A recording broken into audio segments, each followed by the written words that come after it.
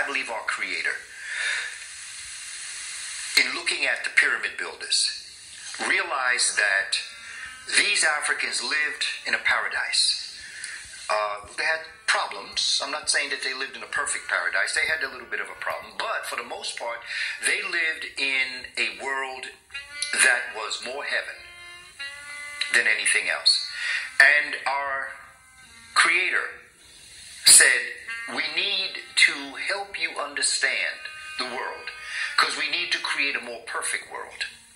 So, with all of your theories of hell, you've never been in it before.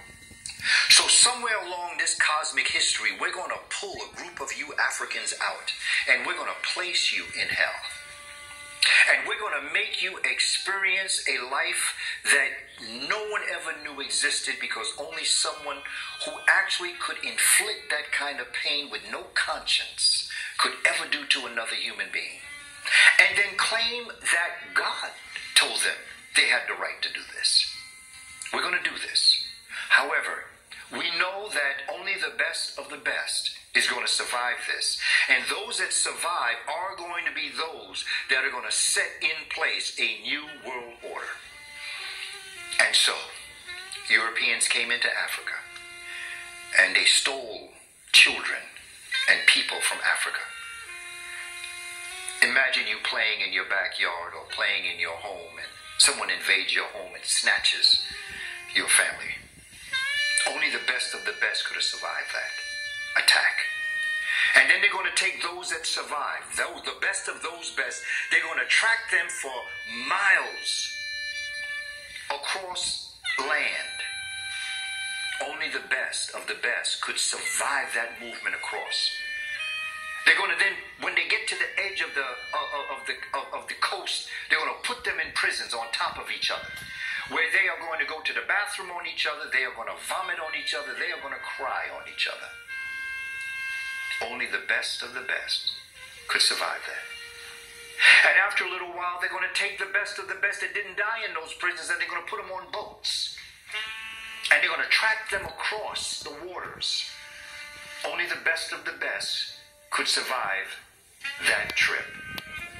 They're then going to bring them to a land, and they are going to subjugate them to torture, to pain, to murder, and to mayhem. They're going to inflict such pain on these people. Only the best of the best could survive that. Then after they torture them and they get them to fall into their will, they're then going to sell them to various places within the areas, and they're going to make them work for free. They're going to deny them every right that a human being has. In fact, they're not even going to be considered human beings. They're going to be counted with the cows and the goats and the other possessions. Imagine what I'm saying, because only the best of the best could survive that.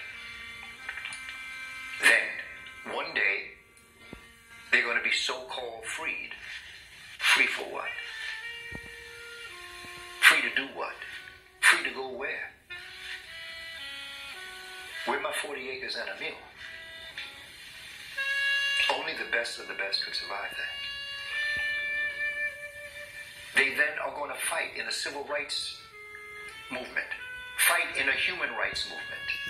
They're going to create strategies as to how they can begin to get their rights. Only the best of the best could do this. Remember my story about the Creator taking that group out and placing them in hell. So we not only know the heaven, but we know the hell. We now can make a choice as to where we're going in our future.